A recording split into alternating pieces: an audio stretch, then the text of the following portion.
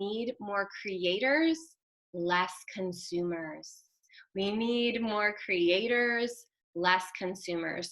So the creative cycle, from my experience and what I've found to be true, is that we open, we create, we destroy, and we need to learn how to release so that we can open again, receive, create, destroy, and release. And this is also the cycle of a woman's menstrual cycle. This is also the cycle of the moon. And this is something that no matter what your gender is, you can utilize in your own life for your own creations. Because as I said, we need more creators and less consumers. So Mary Magdalene also connects into the creative power that we all have as individuals. We all do. And part of that is shedding the conditioning and the programming that tells you that you're not good enough, that nobody wants to hear what you have to say, that, you know, the imposter syndrome. And this is also something that I work with. It's like trusting yourself enough to know that even if it's made to inspire someone else to create and their creation becomes this like worldwide thing, like you don't know the ripple effect of what your creations are going to have. And something else that I wanted to share before we get in, I'm like, all these things are coming through. So I'll take a breath. And I know Andrei has something. I can feel Andrei being like, I feel you, brother. I'm like, oh my gosh, there's so much coming through right now. Okay, the other thing that I want to share. Okay, yeah, the density. Okay, so this is really important. And this is also the rose and the frequency of the rose and why rose essential oil, why the using the visualization of the rose, utilizing the rose is so necessary on this planet right now, because it follows that creative cycle. It opens, right? And then it releases its petals. And so we need to learn that. We need to learn how to open, but then also how to release. And if we aren't in relationship with those pieces of the cycle, we're not going to be able to move forward in our life. And I also wanted to say that what was coming through for me the last few days was the energy that we're in right now. I'm like, what is this? Sometimes I have this where there's no words. This is like an energetic, I'm like, what is this energy? What is this energy? And I'm like, oh, this is the energy I felt when I was pregnant. Like when I've been pregnant and birthed 3 babies. And I'm like, this is the density that I felt like right before I gave birth, even at points in the pregnancy, this immense density. And we think about the idea of pregnancy and birth and a baby moving through that pussy portal, that power place to be activated. Like there's an activation that happens to babies when they come through that beautiful portal, right? But there's also then for the mother that density that needs to be transmuted in order for this light being to come through. Right? And this is just the polarity of being a human, the poles of the earth. This is the polarity of it all, is that to access more of our light, we have to be willing to sit with the density. We have to be willing to be okay feeling the density, letting it, like knowing where we feel it in our body, where it's being activated, so that we can acknowledge it, so that it can move on, so that we can release it. And so this is a really big part of this Mary Magdalene activation as well that I felt inspired to speak to. Looking forward to the activation. So what you said about the portal, that Sanskrit word we talked about earlier, yoni, it literally translates as sacred gateway to the temple, and some translate it as sacred gateway to the cosmos. I kind of think there really isn't a difference, because you go to the temple to go to the cosmos. They are interchangeable, but literally the word means sacred gateway. And sacred, of course, means anything that's holy or used.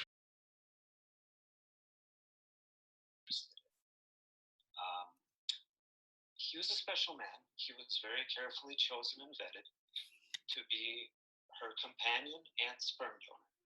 But it's not his bloodline we're interested in, it's hers, actually. And that's the part that the film got wrong, and of course we know why. Because the church was founded by the patriarchy, and women were largely written out of the equation, mainly by Peter. A lot of people suspect Peter was gay and homophobic, and certainly he did not like women. So he did everything he could to exclude women from the church. Mary Magdalene being a prostitute, that's the biggie.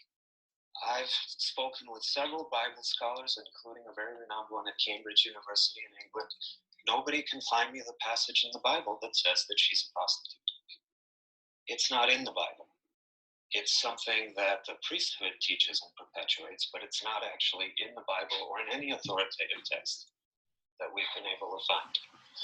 She was a member of this order known as the Sisterhood of the Rose, that we can trace them back to Egypt for sure. A lot of people say Atlantis. A lot of people say even off-world. There's where they derive their name. Obviously, the rose is a metaphor for the yoni. The yoni is the Sanskrit word for vagina. It's a little prettier. It has a lot more significant spiritual meaning. That's why we use it. The other reference is to the pattern that the orbit of Venus makes, and particularly Venus around the Earth. It forms a 5-petaled flower, basically. It does this every several hundred years. It's doing it right now, which a lot of people are taking as a sign that it's time for the sisterhood to rise again. A lot of the ancient knowledge that they possessed and passed down, to kind of be brought back forth to the world, the rise of the divine feminine. These women basically practiced Tantra, sacred sexual arts, specifically applied for healing, spiritual growth, things like this. Mary Magdalene's involvement with prostitution, most likely she took prostitutes off the street and taught them how to use their abundant sexual energy for higher purposes, basically, that were of much more use to society. And these women were not, the way we view sex work today. It was totally different back then because it was in a spiritual context. These women were revered. Temples were built in their honor. The most famous witch is still standing, Notre Dame, in the middle of Paris. A lot of people don't know its history before it became a Catholic church. The church seized the property and took it over after they burned the Templars on its steps. The Templars actually were the ones that built it in honor of Mary Magdalene. Now, some say Mother Mary, and this is just it. It's not coincidence that they're both named Mary. This is why Notre Dame has 2 towers, because they represent the 2 aspects of the feminine, right? You have the seductress, and then you have the mother. Okay, that's the representation there. But yeah, it's a temple to the Sisterhood of the Rose, honoring the divine feminine, and it's got a very different history than a lot of people know. And the Templars have basically assisted and protected the order. The 2 orders kind of grew up side by side. There's a lot of evidence that the Templar order didn't start with the Temple of Solomon either. That's just where they took their name. A lot of their practices and traditions are very similar to a different order that came out of Egypt, who were known as the Jedi. Spelled a little bit different than the Star Wars version, but it's a very real order. There's documents in the British Museum that describe Jedi wizards basically performing miracles in front of the pharaoh to convince him that magic is real and should be taken seriously. Like this is actually documented. It's not speculation. We have more documentation on this than we do some of the events in the Bible, actually. So there's a little bit of history. We can get into more specifics, as people have questions or things like that. But that's basically the primer. Thank you so much. I'm Andrei Knight, and I'm done for now. Thank you so much, Andrei. And I didn't know that about the Notre Dame, but I went to elementary school with Sacred Heart, and then the upper grades were Notre Dame. So I think that's so funny. I'm like, oh, okay, that makes sense. It's all the feminine. Well, this is the funny thing. Like people will say, well, I never study anything like Tantra. I'm a Christian. I'm a Catholic. Well, right. If you only knew the history, like they have much more in common than you think. There's no conflict. There's no contradiction. Yes, and in my memory, the way it went down was a lot of the the pagan or older ways of doing things were taken by the church as a way to give the people something to hold on to from that lineage without giving them the essence of it. So it's kind of like what we see happening in modern day world, where like there's no roots connected to anything. We just have all these surface things that we do that we don't know why we do, or we don't know why we believe them. So in my memory, it's like the the old ways and the old ways of connecting, there was enough taken from that to make the people feel like they would, they would stay true to the church, without having the substance or the depth. And so, yeah, to what you were speaking to, the idea in the new age, and like the issue that I have with like quote unquote, I have quotes up, and please don't take offense to this, but like goddess culture right now is like, this idea that, like we can claim that without doing our inner work. We can claim that without being in touch with the God source within. And we can claim that the false idea that we can claim that without allowing for our brothers to also claim their God self, right? Like how offended most women are if men started calling themselves gods, right?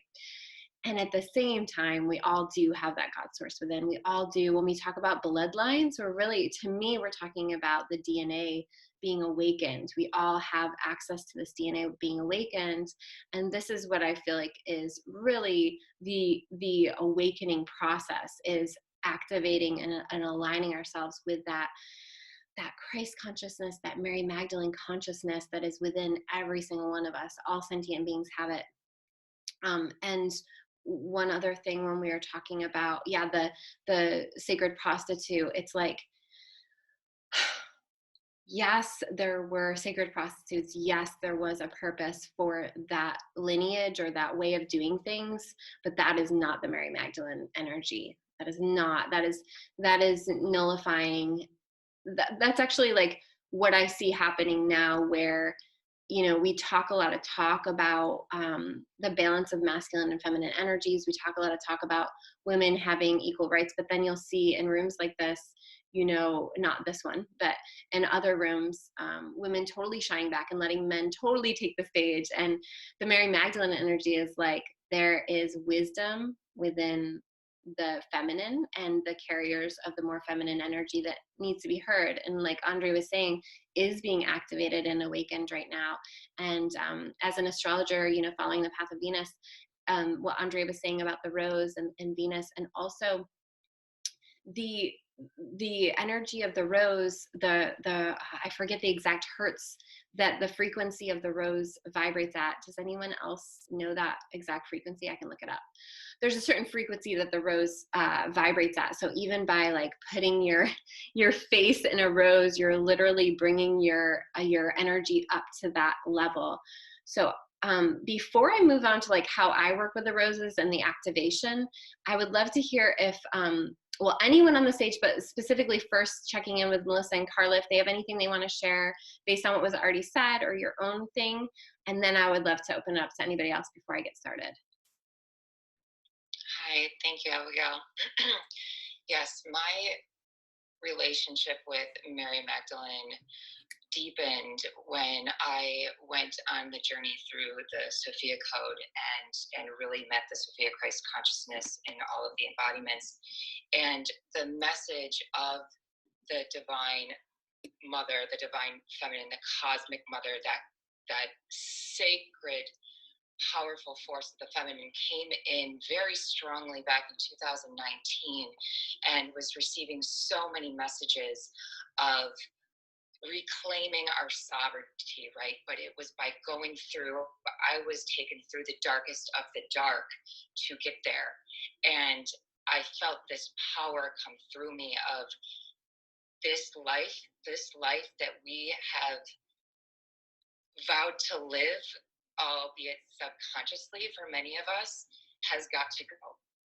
And that we are free, and that we are powerful creators, and that we have to go into those deep dark places to be these leaders of light, to start transmuting these densities and to start freeing ourselves from the self-imposed prisons of these false belief systems that were all created upon lies and untruths and hidden illusions and all these things.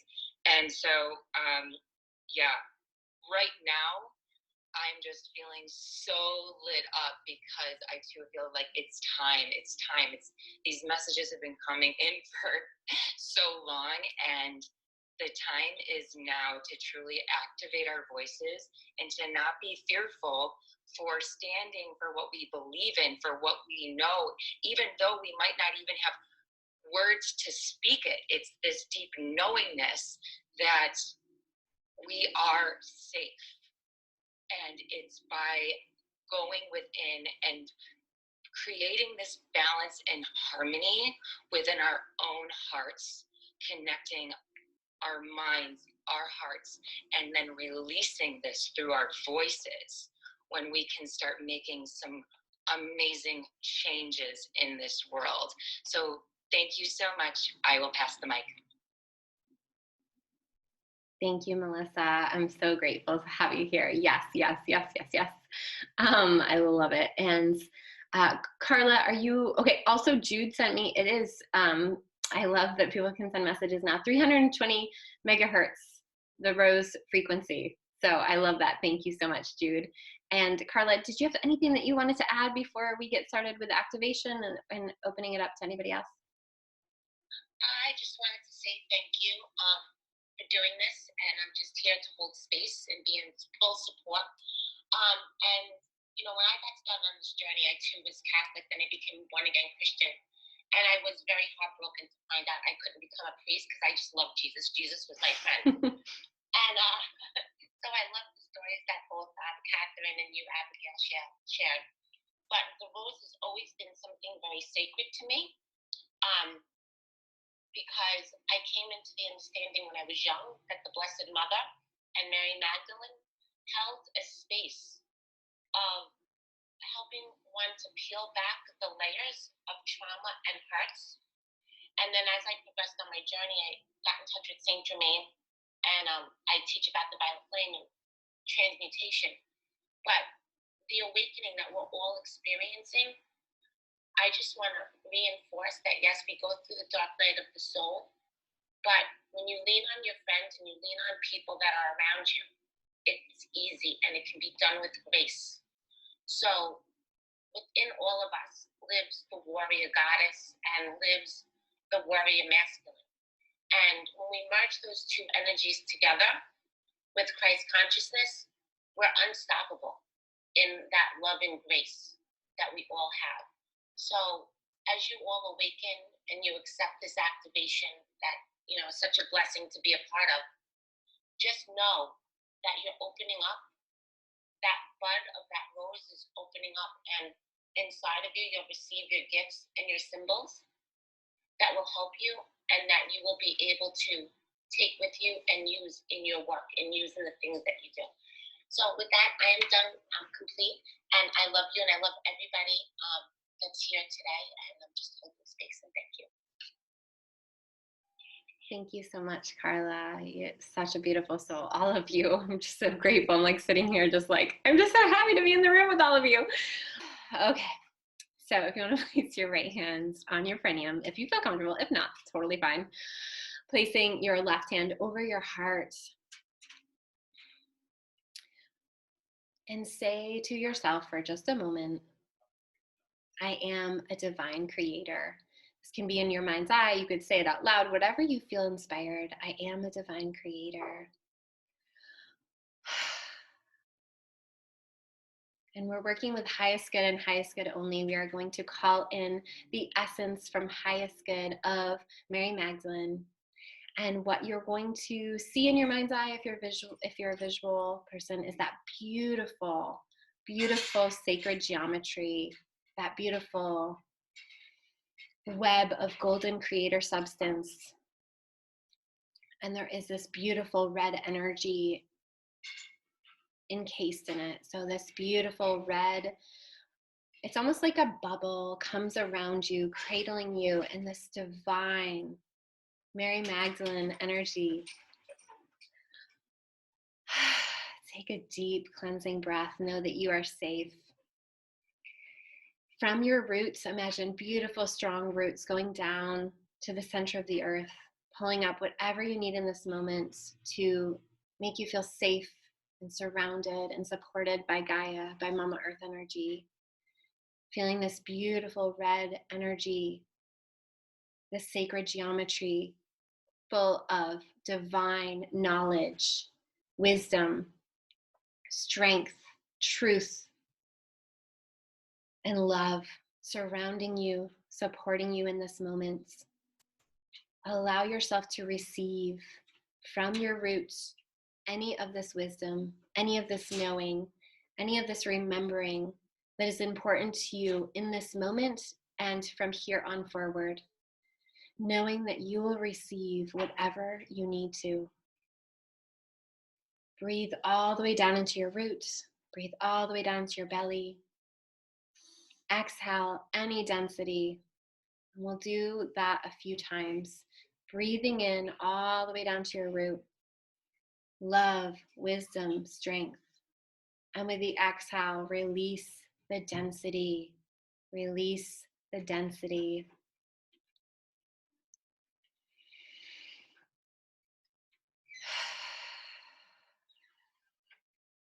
And as you're here breathing, in your mind's eye, you might feel a presence, you might see an image. Allow yourself to receive the medicine.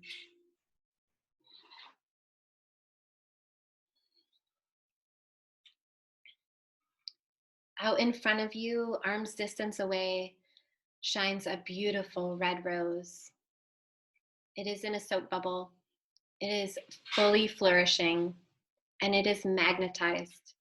That rose is here for you to release anything from your heart and your throat that needs to go now. The older densities, the programming, the fear, anything from your body, mind, spirit, your etheric body, that rose is magnetized and it's pulling anything from your space that is not serving your highest path right now. The old persecution pictures must go now to the rose in the bubble. That beautiful red rose is taking anything that you don't need away from you now in this moment.